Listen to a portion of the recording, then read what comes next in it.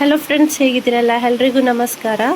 ಇದು ನಮ್ಮ ತುಳಸಿ ಗಿಡ ನೋಡ್ತಾ ಇರ್ಬೋದು. ಇವತ್ತು ನಾನು ಮಳೆಗಾಲದಲ್ಲಿ ಬರುವ ಶೀತ ಕೆಮ್ಮಿಗೆ ಒಂದು ಒಳ್ಳೆ ಕಷಾಯವನ್ನು ನಮ್ಮ ತುಳಸಿ ಗಿಡದಿಂದ ರೆಡಿ ಮಾಡ್ತಾ ಇದ್ದೇನೆ. ಅದು ಕೂಡ ಮನೆಯಲ್ಲೇ ಮಾಡ್ತಾ ಇದ್ದೀನಿ. ನೋಡ್ತಾ ಇರ್ಬೋದು ನಮ್ಮ ತುಳಸಿ ಎಷ್ಟು ಚಂದವಾಗಿ ಬೆಳೆದಿದೆ ಅಂತ. 3 ಪಾಟಲ್ಲಿದೆ ನೋಡಿ, ಇಷ್ಟು ಉದ್ದವಾಗಿ ಬೆಳೆದಿದೆ. ಇನ್ನೂ ಕೂಡ ಉದ್ದ ಬರ್ತದೆ. ಈಗ ಸ್ವಲ್ಪ ಮಳೆ ಜಾಸ್ತಿ ಇದ್ದಿದ್ದರಿಂದ ಮಣ್ಣು ಎಲ್ಲ ಸರಿ ಹಾಕಲಿಲ್ಲ. ಗಾಳಿ ಮಳೆ ಜಾಸ್ತಿ ಆದರೆ ಅದು ಪಾಟಿಗೆಲ್ಲ ಮಳೆ ಬೀಳ್ತದಲ್ವ, ಆವಾಗ ಮಣ್ಣೆಲ್ಲ ಕೆಳಗೆ ಬೀಳ್ತದೆ. ನೋಡಿ, ಇಲ್ಲಿ ಆಲ್ರೆಡಿ ಬಿದ್ದಿದೆ.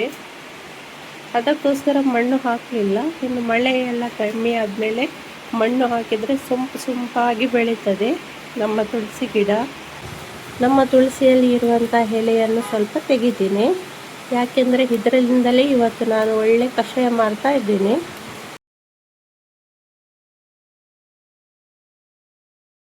ಎಲ್ರಿಗೂ ಮೈ ಕುಕಿಂಗ್ ಚಾನಲ್ಗೆ ಸ್ವಾಗತ. ಇವತ್ತು ನಾನು ತುಳಸಿ ಎಲೆಗಳನ್ನು ಉಪಯೋಗಿಸಿ ಕೆಮ್ಮಿಗೆ ಒಂದು ಒಳ್ಳೆ ಕಷಾಯ ಮಾಡ್ತಾ ಇದ್ದೀನಿ. ಇದಕ್ಕೋಸ್ಕರ ನಮ್ಮ ಮನೆಯಲ್ಲೇ ಆಗಿರುವಂತಹ ಸ್ವಲ್ಪ ತುಳಸಿ ಎಲೆಗಳನ್ನು ತಗೊಂಡಿದ್ದೀನಿ, ಹಾಗೂ ತುಂಡು ಶುಂಠಿ ತಗೊಂಡಿದ್ದೀನಿ, ಮತ್ತೆ 7-8 ಕರಿಮೆಣಸು, 2 ಪಲಾವ್ ಎಲೆ ಬೇಕಾಗ್ತದೆ, ತುಂಡು ಚಕ್ಕೆ, 5 ಲವಂಗ, 2 ಹಸಿರು ಏಲಕ್ಕಿ ಮತ್ತು 1 ಕಪ್ಪು ಏಲಕ್ಕಿಯನ್ನು ತಗೊಂಡಿದ್ದೀನಿ. ಈಗ ಮೊದಲಿಗೆ ಕಪ್ಪು ಏಲಕ್ಕಿ ಮತ್ತು ಹಸಿರು ಏಲಕ್ಕಿಯನ್ನು ಚೆನ್ನಾಗಿ ಕ್ರಷ್ ಮಾಡ್ಕೊಳ್ಬೇಕಾಗ್ತದೆ. ನೋಡಿ, ಈ ರೀತಿ ಕ್ರಷ್ ಮಾಡ್ತಾ ಇದ್ದೀನಿ. ಏಲಕ್ಕಿ ಸ್ವಲ್ಪ ಕ್ರಷ್ ಆದಮೇಲೆ ಈ ದಾಲ್ಚಿನ್ನಿ ಉಂಟಲ್ಲ, ಇದನ್ನು ಮತ್ತೆ ಕರಿಮೆಣಸನ್ನು ಹಾಕ್ತಾ ಇದ್ದೀನಿ. ಒಂದರ ನಂತರ ಒಂದೊಂದು ಹೀಗೆ ಕ್ರಷ್ ಮಾಡ್ತಾ ಹೋಗಬೇಕು. ಎಲ್ಲ ಒಟ್ಟಿಗೆ ಹಾಕಿದರೆ ಚೆನ್ನಾಗಿ ಕ್ರಷ್ ಆಗಲ್ಲ, ಅದಕ್ಕೋಸ್ಕರ ಹೀಗೆ ಒಂದೊಂದೇ ಹಾಕಿ ಕ್ರಷ್ ಮಾಡಿ. ಇಲ್ಲಿ ಪೇಸ್ಟ್ ಆಗಬೇಕಂತ ಏನಿಲ್ಲ, ಸ್ವಲ್ಪ ಕ್ರಷ್ ಆದರೆ ಆಯಿತು. ಇದು ಆಯಿತು. ನಂತರ ಶುಂಠಿ ಹಾಕ್ಕೊಳ್ತಿದ್ದೀನಿ, ಹಾಗೂ ತುಳಸಿಯ ಎಲೆಗಳನ್ನು ಕೂಡ ಹಾಕ್ಕೊಳ್ತೀನಿ.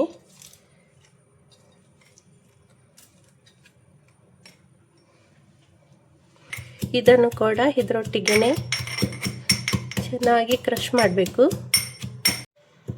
ಇವಾಗ ಇದೆಲ್ಲ ರೆಡಿ ಆಯಿತು, ನೋಡ್ತಾ ಇರ್ಬೋದು. ಇಷ್ಟು ಕ್ರಷ್ ಆದರೆ ಸಾಕು, ಪೇಸ್ಟ್ ಏನು ಆಗಬೇಕಂತೇನಿಲ್ಲ. ಇದು ತೇಜ್ಪತ್ತ ಅಂದರೆ ಪಲಾವ್ ಎಲೆಗಳನ್ನು ನಾನು ಅಲ್ಲಿ ಕಷಾಯ ಮಾಡುವಾಗ ಅದಕ್ಕೆ ಹಾಕ್ಕೊಳ್ತೀನಿ. ಇದನ್ನೇನು ಜಜ್ಕೊಳ್ಬೇಕಂತೇನಿಲ್ಲ. ಇವಾಗ ಕಷಾಯ ರೆಡಿ ಮಾಡುವ. ಈಗ ಕಷಾಯ ಮಾಡೋದಕ್ಕೆ ಮೊದಲು ಗ್ಯಾಸ್ ಹಚ್ಕೊಳ್ತಿದ್ದೀನಿ. ಇದಕ್ಕೆ ಒಂದು ಪಾತ್ರೆ ಇಡುವ. ಇದಕ್ಕೆ 1.5 ಗ್ಲಾಸ್ ಆಗುವಷ್ಟು ನೀರು ಹಾಕ್ಕೊಳ್ತಿದ್ದೀನಿ. ಇವಾಗ ನೀರು ಕುದೀತಾ ಉಂಟು. ಈಗ ಕ್ರಷ್ ಮಾಡಿದಂತಹ ಎಲ್ಲ ಇಂಗ್ರೀಡಿಯೆಂಟ್ಸ್ ಹಾಕ್ಕೊಳ್ತಿದ್ದೀನಿ,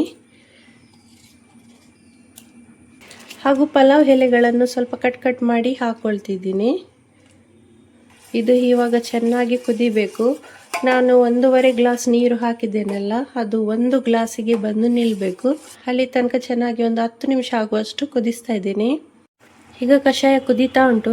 ನಾನಿಲ್ಲಿ 1 ಟೀ ಸ್ಪೂನ್ ಆಗುವಷ್ಟು ಬೆಲ್ಲದ ಹುಡಿ ಹಾಕ್ಕೊಳ್ತಿದ್ದೀನಿ.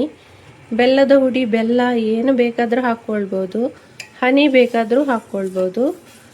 ಹಾಕದೇನು ಹೀಗೇ ಕುಡಿಬೋದು, ತುಂಬ ಚೆನ್ನಾಗಿರ್ತದೆ. ನನಗೆ ಸ್ವಲ್ಪ ಬೆಲ್ಲ ಬೇಕು, ಅದಕ್ಕೆ ಹಾಕ್ಕೊಳ್ತೀನಿ. ಸ್ವಲ್ಪ ಖಾರ ಖಾರ ಇರ್ತದಲ್ವ, ಹಾಗೆ ಸ್ವಲ್ಪ ಸ್ವೀಟ್ ಖಾರ ಎಲ್ಲ ಮಿಕ್ಸ್ ಆದರೆ ಚೆನ್ನಾಗಾಗ್ತದೆ, ಅದಕ್ಕೋಸ್ಕರ ಹಾಕ್ಕೊಂಡಿದ್ದೀನಿ. ನಿಮಗೆ ಇಲ್ಲಿ ಸ್ವೀಟ್ ಹಾಕೋದು ಬೇಡ ಅಂತ ಅನಿಸಿದರೆ ಸ್ಕಿಪ್ ಮಾಡ್ಬೋದು. ಎಲ್ಲ ಇಂಗ್ರೀಡಿಯೆಂಟ್ಸ್ ಅದು ಪರಿಮಳ ಉಂಟಲ್ಲ, ಒಂದು ಆಯುರ್ವೇದಿಕ್ ಪರಿಮಳ ಥರ ಬರ್ತಾ ಉಂಟು. ಇಲ್ಲಿ ಹಾಕಿದ ಇಂಗ್ರೀಡಿಯೆಂಟ್ಸ್ ಎಲ್ಲ ನಮ್ಮ ದೇಹಕ್ಕೆ ಒಳ್ಳೆಯದೇ ಮಾಡ್ತದೆ, ಏನೂ ಹಾರ್ಮ್ಫುಲ್ ಎಫೆಕ್ಟ್ ಕೊಡಲ್ಲ. ನೀವು ಬಿಂದಾಸ್ ಆಗಿ ಮಾಡಿ ಕಷಾಯವನ್ನು ಕುಡಿಬೋದು.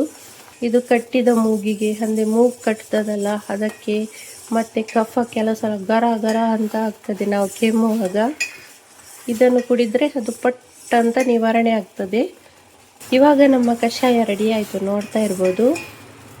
ಎಷ್ಟು ಚಂದ ಕಲರ್ ಬಂದಿದೆ ಅಲ್ವಾ? ಅಷ್ಟೇ ಕೆಮ್ಮನ್ನು ಕೂಡ ತಕ್ಷಣ ನಿವಾರಿಸ್ತದೆ.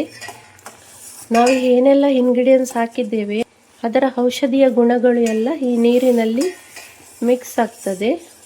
ನಮ್ಮ ಕಷಾಯ ರೆಡಿ ಆಯಿತು. ಗ್ಯಾಸ್ ಆಫ್ ಮಾಡ್ತಿದ್ದೀನಿ. ಇವಾಗ ಇದನ್ನು ಸೋಸಿಕೊಳ್ಬೇಕು.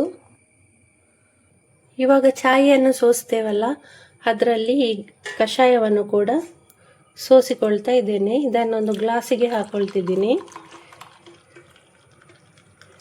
ಈಗ ನಮ್ಮ ಕಷಾಯ ರೆಡಿ ಆಯಿತು, ನೋಡ್ತಾ ಇರ್ಬೋದು. ಎಷ್ಟು ಚಂದ ಕಲರ್ ಬಂದಿದೆ ನೋಡಿ.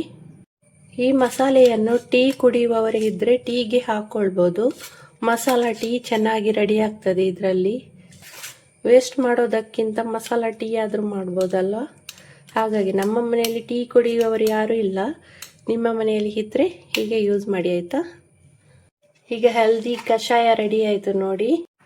ಈ ಮಳೆಗಾಲದಲ್ಲಿ ಉಂಟಲ್ಲ, ಒಂದು ಸಲ ಬಿಸಿಲು ಒಂದು ಸಲ ಮಳೆ ಬರುವಾಗ ಜಾಸ್ತಿ ಕೆಮ್ಮು ಶೀತ ಎಲ್ಲ ಆಗ್ತದೆ. ನಮಗೆ ತಕ್ಷಣಕ್ಕೆ ಡಾಕ್ಟರ್ ಸಿಗುವುದಿಲ್ಲ. ಆವಾಗ ಮನೆಯಲ್ಲೇ ಇರುವಂತಹ ಇಂಗ್ರೀಡಿಯೆಂಟ್ಸ್ ಇಂದ ಈ ರೀತಿಯ ಕಷಾಯವನ್ನು ಮಾಡಿ ಕುಡಿಬೋದು ನೋಡಿ. ಕೆಮ್ಮು ಶೀತವನ್ನೆಲ್ಲ 5 ನಿಮಿಷದಲ್ಲಿ ನಿವಾರಿಸಬಹುದು. ಅಷ್ಟು ಪವರ್ಫುಲ್ ಆಗಿದೆ ಈ ಕಷಾಯ.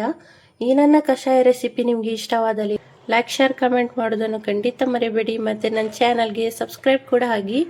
ಮುಂದಿನ ಹೊಸ ರೆಸಿಪಿಯೊಂದಿಗೆ ಭೇಟಿಯಾಗೋಣ. ಅಲ್ಲಿ ತನಕ ಬಾಯ್.